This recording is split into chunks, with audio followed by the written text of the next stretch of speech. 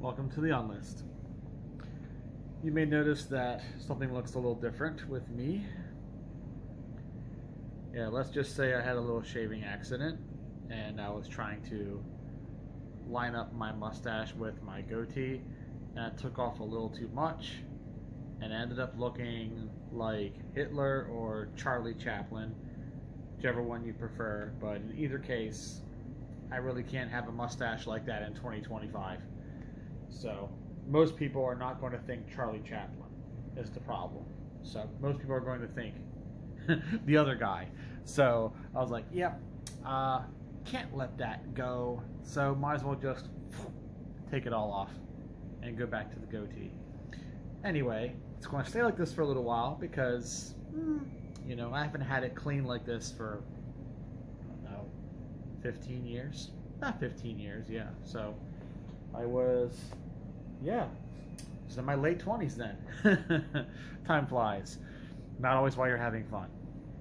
So today's episode, as you can tell by the title of the video, I hope that y'all read. I like to think that y'all read. Most people found me from my written reviews first before my YouTube channel. But Semi-Oriental fougères. Now, I have discussed fougères at great length in an assortment of videos on my channel, but I don't think I've ever specifically done a video on semi-oriental fougères, right? So they are a adjunct, as I call them, because they weren't part of the normal evolution of the fougère, which is why they get called semi-oriental fougères.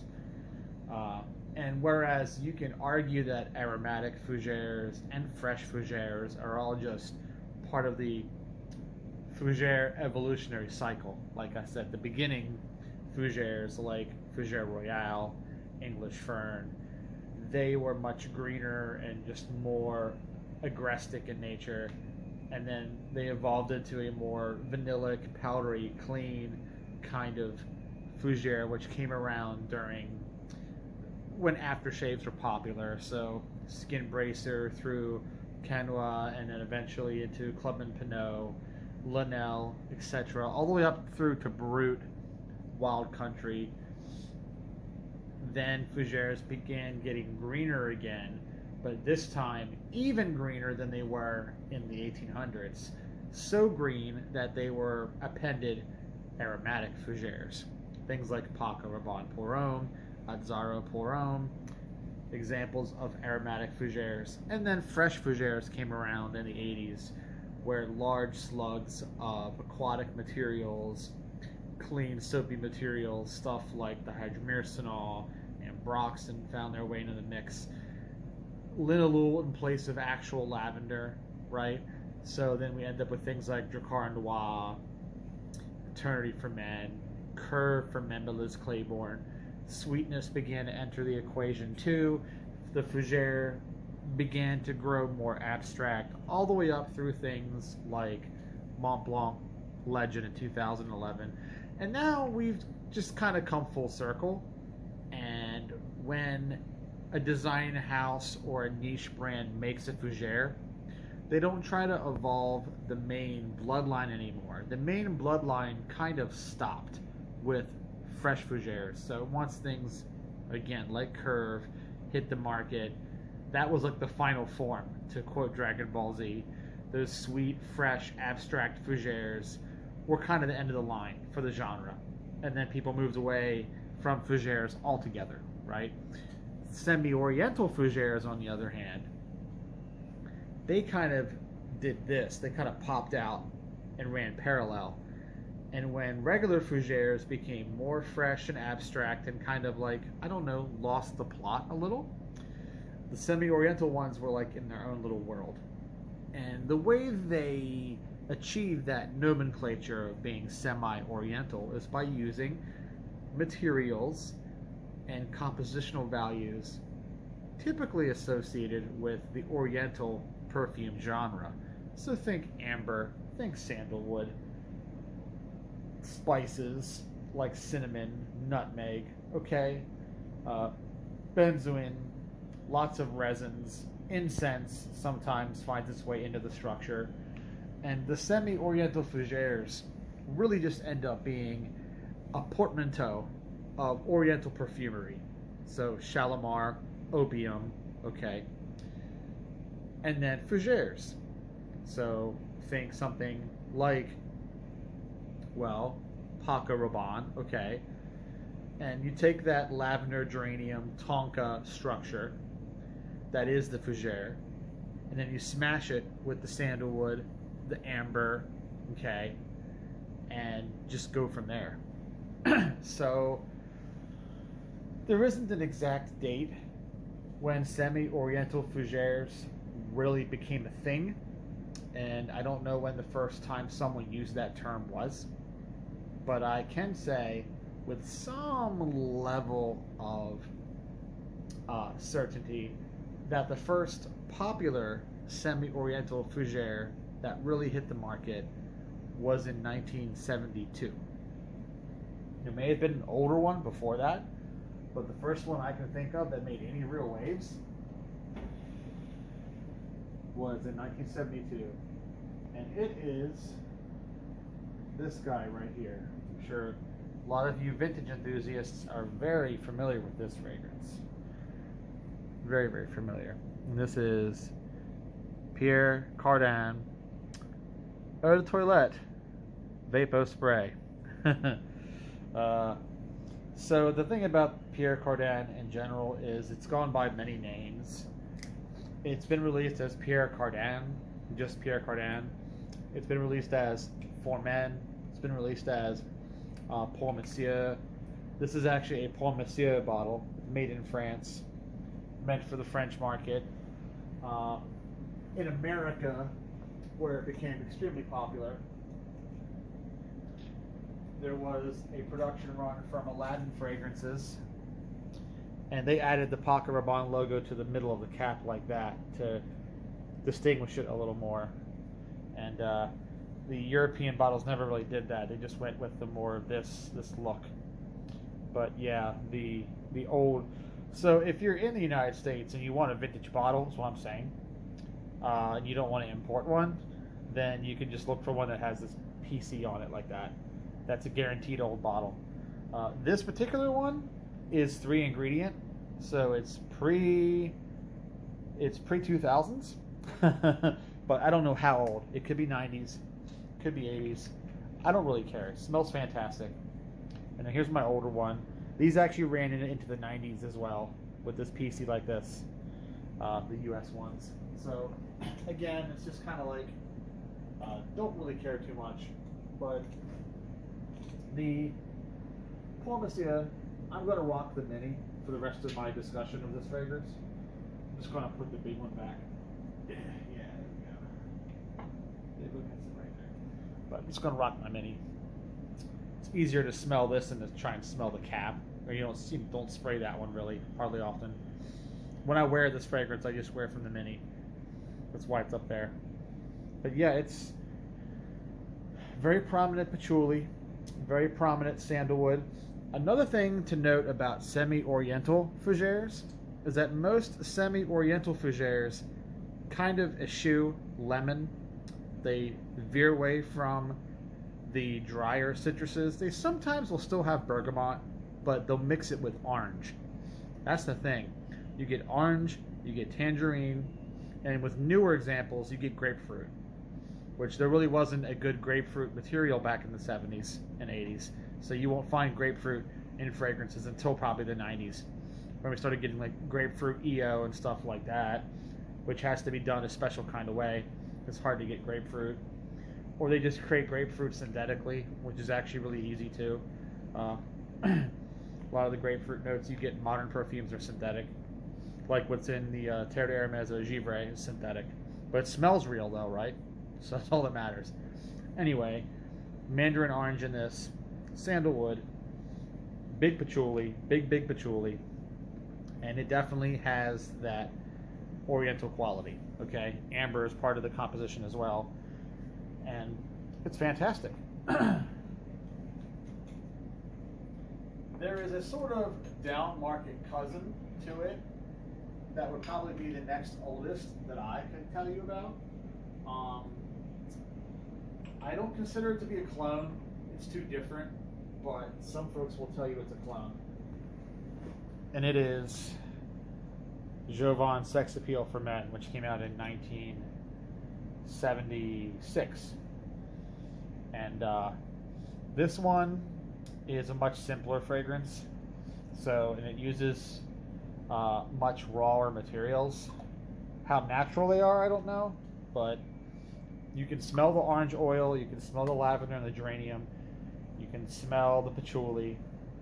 The sandalwood materials in these older bottles was real sandalwood. I can't tell you about the newer ones, but and it's not as well blended. The materials kind of hang out there. So you smell the sandalwood, you smell the patchouli, you smell the lavender, the geranium, you smell the spices.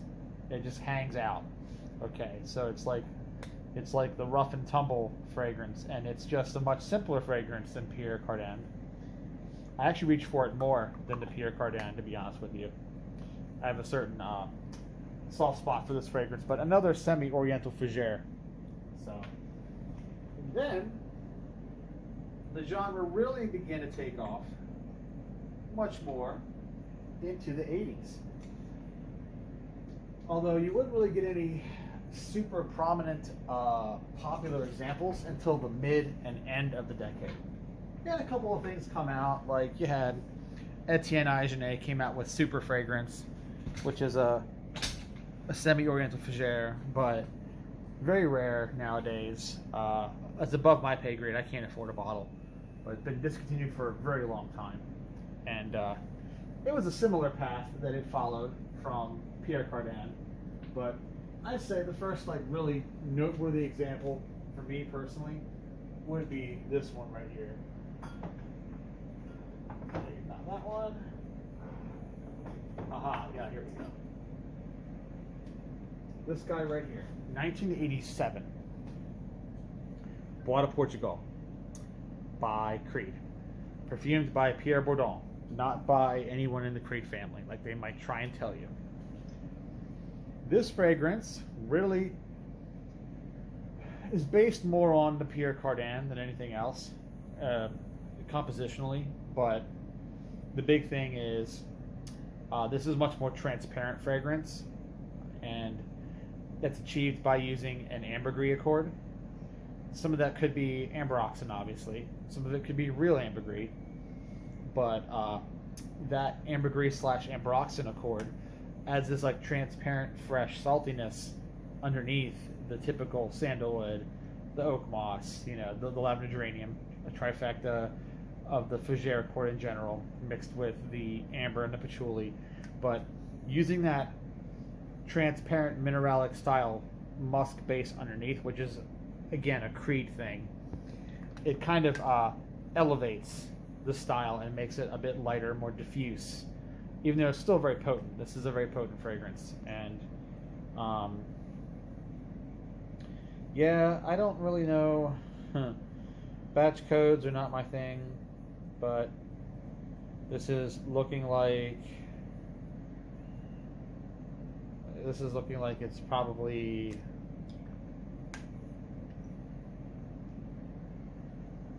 I don't know, man. Which one is the year? I'm guessing that middle one's the year. It's okay, 2010 or something. I don't know. So this is a 15-year-old bottle. Probably not old enough for some of y'all, but I don't care. I like it. Good enough. It's old enough for me. I don't get into the batch code debate with Creed because the people get really ignorant and nasty. And that's how you get on my block list. So let's just not debate the batch code. We can all be friends, right? It's just safer that way. Who gives a shit how old my bottle is? It's my bottle, not yours. So just mind your business. Basically, is how I look at it. Next up, we see some stuff like this, this bottle is just about empty. It's like a third left, but 1989 this would come out. Another what they would call semi-oriental fougère. Pour Monsieur Eau de Toilette Concentré. See? Concentré. These days, if you bought this, it would be called Eau de Parfum. And while there are some noted differences in the Eau de Parfum from the concentré, it's supposed to be, in theory, the same fragrance. This is not the same fragrance as the 1955 Eau de Toilette. That is a chypre. This is a fougère. And again, with the sandalwood, the amber, you can kind of see like a running theme with these, is they have that real sort of, the oriental redolence to them that is lacking from your typical fougère. And it makes them richer and warmer and spicier, while still maintaining enough of the fougère characteristics to recognizably be a fougère, but also have that warm, woody, ambery, spicy feeling of an oriental fragrance. That's the point of the portmanteau, smashing them together. Now here we've got, a lot of people consider jazz, which I have back in there. A lot of folks consider jazz to be a semi-oriental fougère, and I kind of veer away from that because while it does have some spices, it doesn't really go hard into amber or patchouli or sandalwood the way an actual semi-oriental would. So my opinion, jazz kind of straddles the line between fougère and semi-oriental fougère. I don't really consider it the latter. You may disagree with me. If you do, that's okay. You can call it semi-oriental, but I'm going to leave it out of the conversation. I don't think it's close enough. However, this fragrance is another late 80s entry, the Forte version of Basil Woh Forte from 1989. And this definitely leans more into the Oriental accord than the fougère side. This one is actually more Oriental than fougère in my opinion. Goes way harder with sandalwood. It has way more resins in it. It's got benzoin in this. It's much thicker fragrance, much spicier fragrance. So, and it's much mossier too. So it's just a very rich, heavy, it's a wonderful fragrance, but you don't really wear this outside of like fall and winter. So, but it's really nice. And it's a kind of an unsung fragrance actually. So it's this Serpia Spa, which I believe is the original manufacturer of this stuff. Then it went from Serpia Spa over to Waruska and Joel, I think, was who picked it up after them. Not that it matters. If you get a bottle, any bottle's a good bottle if it looks like that. There's a relaunched version of Basil Woh. Don't know how good that is. Can't vouch for it, so I'm not going to. If I haven't smelled it, I can't vouch for it. I'm not going to lie to you. So, and then here we have another favorite of mine. Into the 90s, the semi-oriental fougères really began to get more popular. I mean, they were already getting popular into the late 80s. Into the early 90s, they really came into their own, and you saw stuff like this. 1992, Pasha de Cartier. This is probably one of my favorites in the genre because it's just got such a lovely, it has almost like an apple-like nuance to it, even though there is no apple listed. But the way it utilizes the spices, the way it utilizes sandalwood, the way it utilizes the amber, the oak moss, it just has this very cozy kind of apple pie vibe to it. And by the way, its kissing cousin, if you're curious, its kissing cousin is this fragrance, which came out the same year, actually. Suspiciously the same year, is Aubusson Homme. I believe that Aubusson Homme is a mod of Pasha de Cartier. It smells like it was an unused mod, like it during the development of Pasha de Cartier, where Alan Vergès was the perfumer for that fragrance. He probably made a bunch of extra mods that weren't picked up. Cartier picked up the one that became Pasha, and then the rest of them were vaulted. And Aubusson probably came along and said, "Hey, we'll buy one of those from you, and dress it up, put it in this crazy looking bottle." And there's not a whole lot of difference between Pasha and this. Well, vintage Pasha, I can't tell you about current, but vintage Pasha and this smell very similar. This has got a little more by the way of like an incense accord to it. So it's got a little more in the way of like a frankincense kind of vibe. Not, I wouldn't call it a frankincense fragrance, but it's definitely got more of an incensey nuance to it than the Pasha, which the Pasha really focuses more on sandalwood, on amber, on spices. But yeah, they're both semi-oriental fougères, and I like them both. They're both tasty.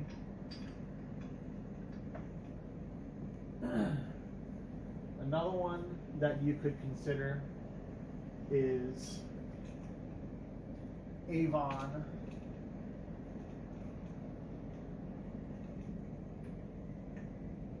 Mesmerize. Now I've got an original bottle around somewhere, but this is my slightly newer bottle. The original bottle is more decorated around the rim. This being a newer one's got just a plain cap, but the older one's tucked away somewhere. They smell the same to me. But this one also has more incense in it than the sandalwood. But by the early 90s, sandalwood was getting more expensive. India was beginning to restrict it.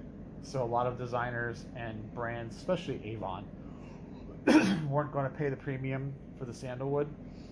So until the real good replacers came along, polysantol, all that stuff, they would just go, okay, we'll back out. Samsara was one of the last to really have a heavy sandalwood note because Guerlain spared no expense, obviously, to get sandalwood oil.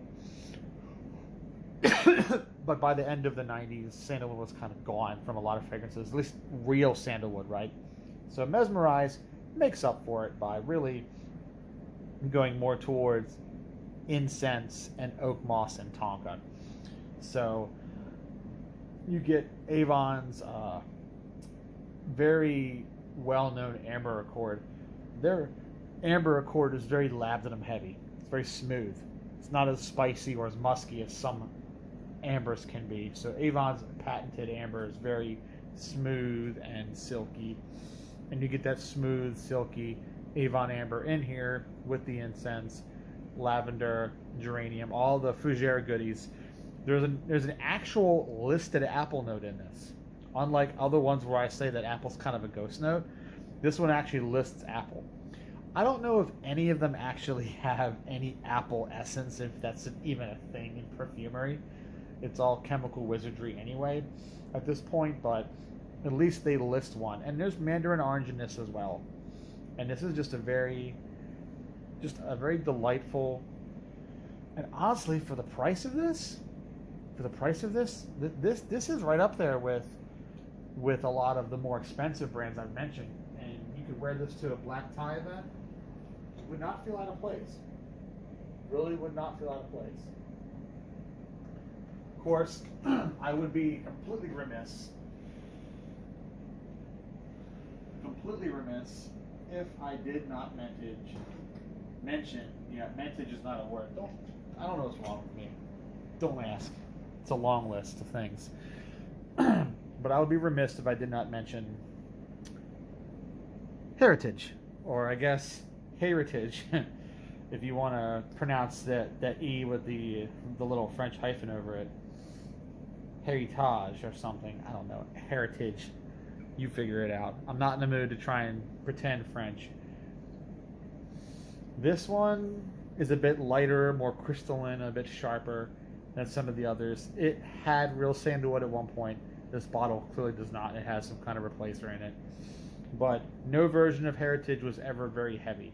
It's not a heavy fragrance. It's meant to be a more sparkling kind of semi-oriental fougère. It's the only real like fougère accord that Guerlain has besides Mouchoir de Monsieur. That's it. Maybe Eau de Guerlain, but not really So Mouchoir de Monsieur way back in the 1900s, 1904, and then this, like 98 years later, is the only other fougère they really ever made. And it's semi-oriental, so it's got all the goodies. And it's got a little bit of Guerlain, the house accord snuggled into it. It's a very good example of the genre. If you've never smelled, somehow you live under a rock, you've never smelled a semi-oriental fougère of any kind, then you might just want to start with this. Yeah, all the older ones I mentioned, you can skip those. Start your semi-oriental fougère journey right here with this. Thank me later. Because if you don't like this one, as perfect as this is, if you don't like this one, you probably won't like any of the others, because they're all heavier and or rougher and or thicker and or in some other way a bit more. This one is very pleasant, very smooth, light, doesn't get in the way. So it's more agreeable is what I'm saying. So if you don't like it, then you may not want to waste your time with the others. Now, I gotta mention the Lalique Poiron. That is a favorite semi-oriental fougère of mine as well. If I can find it. It's gotta be in here somewhere. It's got a big, here it is. You can always tell it from the other bottles because it's got this big sort of like, looks like a watch dial shaped cap on it. And this is the lion. There's also a horse version of this. And there used to be a fawn version way back in the day. It's been discontinued for a long time. There were 3 of these. There was the horse, the fawn, the lion. But I only have the lion. And this one is kind of the only one you need. So think the Chanel. Okay, think Bois de Portugal. All right, and if you've smelled it, Tiffany for Men as well. Think those. But again, sharper, cleaner, bit lighter, achieved by focusing more on sandalwood and less on amber. And it also adds in petitgrain, which is a really sharp, citrusy, dry smell, and then a little bit of orris. And that orris adds that powdery cleanliness to it. And this is just a fantastic fragrance. I think Maurice Roussel perfumed this. I could be wrong. You can always correct me, politely correct me in the comments. Don't come at me angry. Again, you go to the shadow realm when you come at me angry. I don't tolerate that shit on my channel. Some folks do. They like to feed the trolls. I don't feed the trolls. I send the trolls into the oubliette. That's where they go. Never to be seen again. Then they can go back to all their friends on Oda Jerks and tell them how mean I was to them and how I blocked them and I wouldn't let them argue with me, right? Oh no, well, it's me. So, anyhow, let's wrap this up with a much more recent fragrance. You might be tired of hearing about this fragrance because I've mentioned it quite a bit, and you might be thinking that I'm turning into a shill, but I'm only mentioning it because it's the newest one I have of its type. And I would very much consider this fragrance here, Gravitas Poiron by Naughton and Wilson. Yes, Dan Naughton, Mr. Smelly. Just put a pin in that right now. And just look at the bottle, look at the fragrance. Don't think about anything else. Just usaba, right? Like anger management. Clear your mind. And this really is a semi-oriental fougère because, again, like all the other examples, it really focuses on the spices, on the amber, on the oak moss, the musks. It's got a very prominent patchouli. Sandalwood, not quite as much, because, again, even in the niche realm, sandalwood's very expensive these days. Most brands don't use it or they use a replacer. So, can't say there's much of that here, but there may be like a ghost note or a nuance of sandalwood. But there's definitely the patchouli, definitely the spices, the amber. It definitely pulls in that direction. And you can kind of look at it as a sort of semi-oriental fragrance made within the limits of what modern perfumery can do, while still having that older school 70s, 80s style. And yep, it's a semi-oriental fougère through and through. Just like Pasha de Cartier, just like Bois de Portugal, just like good old Pierre Cardin in the not so phallic shaped bottle. Or actually, I kind of have a joke with this one. My joke with this, and you have to be kind of old to get the joke. So if you get the joke, then congratulations, you're an old motherfucker too, just like me. But I call this Mr. Microphone. If you remember commercials for Mr. Microphone, I see this bottle, I'm like, this is Mr. Microphone. So it's just the fragrance version of Mr. Microphone. So you can be like, don't spray it in your mouth. I won't be responsible if you do that. But yeah, it's Mr. Microphone. Or you can be a dirty bird and say it's a phallic shaped bottle. I don't really give a shit. So whatever gets a chuckle, gets a laugh out of you, is good enough for me. But there you guys have it, man. Semi-Oriental fougères. I'm sure there are other modern examples that I could dig deep and think about, but like you could consider Beloved by Amouage, discontinued, to be a semi-oriental fougère. Overture was another one that's a semi-oriental fougère. I don't know, Jubilation 25 is more of an incense fragrance than it is, doesn't really have any fougère qualities in my opinion. Stuff like Reflection I don't think is oriental enough. Reflection is more of a barbershop fougère in my opinion, a little more powdery, a little more sweet. But yeah, definitely Beloved and Overture I think in my opinion would count from that house in particular. And then of course Roja Dove. Roja Dove has been making semi-oriental fougères forever. Danger and Scandal both count. He's got a whole bunch of other ones too. It's kind of one of his favorite things to play with, but all of his stuff is also out of my price range too. I can't afford it. So there you guys go. Semi-Oriental fougères. This has been the Unlist. Catch you later.